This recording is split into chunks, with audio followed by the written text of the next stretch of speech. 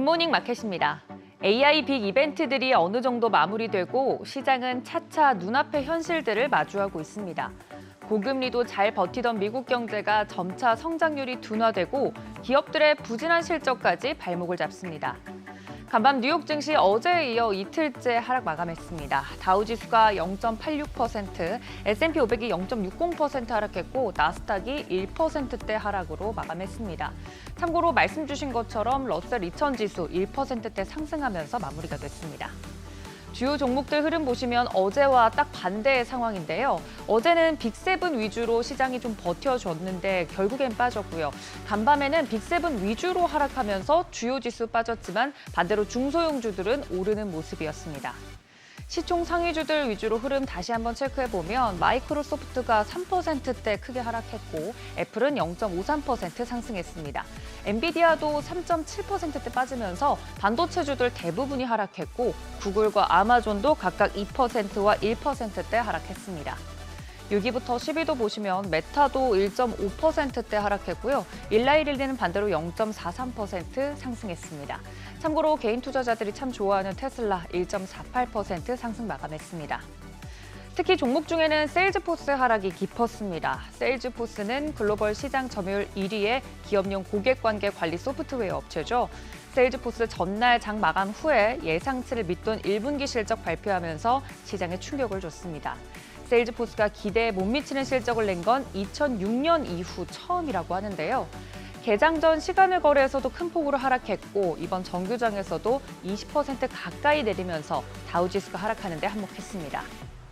거시적인 지표 살펴보면 미국의 지난 분기 국내 총생산 GDP 성장률 추정치가 발표됐습니다.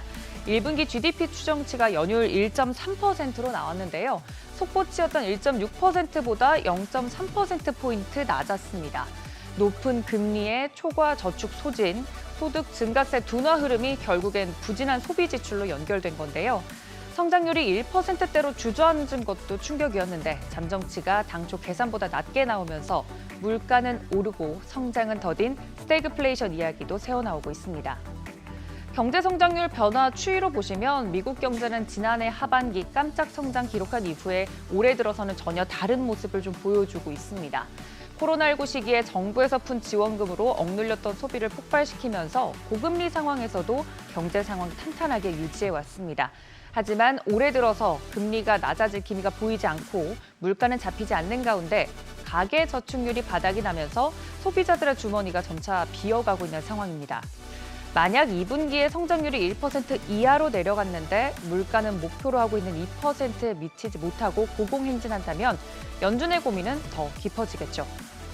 올해 들어 미국 경제 상황에 따라 금리 인하 가능성도 요동치고 있습니다. 1분기 GDP 성장률 잠정치 발표 이후에 금리 선물 시장 9월이 아닌 11월에 첫 금리 인하할 것으로 보고 있고 올해 금리 인하 횟수는 자연스럽게 한 번으로 전망이 되고 있습니다. 존 윌리엄스 총재는 전 세계적으로 인플레이션 압력이 약해지고 있다며 올해 하반기에는 완만한 흐름이 다시 나타날 것이라고 시장을 달랬지만 잘 먹히지 않았습니다. 최근 들어서 카시카리 총재와 메스터 총재가 올려놓은 금리를 윌리엄스와 굴스비 총재가 진정시키는 패턴이 연준 내에서 반복되고 있습니다. 어제 시장의 발목을 잡았던 주요 원인, 미 국채 금리는 어느 정도 진정이 됐습니다. 하지만 여전히 높은 수준 보여주고 있는데요. 특히 4.6%로 치솟았던 10년물 국채 수익률 4.5%로 내려오긴 했습니다. 한편 유가는 2거래일 연속 하락세 이어갑니다. 미국 주간 원유 재고가 예상과 달리 증가하고 1분기 GDP 성장률이 둔화되면서 유가는 내림세 보였는데요. WTI 배럴당 77달러, 브렌트유는 배럴당 81달러 선에 거래 마쳤습니다. AI 랠리가 멈춘 상황에서 기다렸던 4월 개인 소비 지출 PC 물가지수 발표가 임박했습니다. 예상보다 강력했던 5월이었는데요. 시장의 불균형이 맞춰질지 혹은 더 심화될지 그 분수령으로서 확인해 보셔야겠습니다. 굿모닝 마켓이었습니다.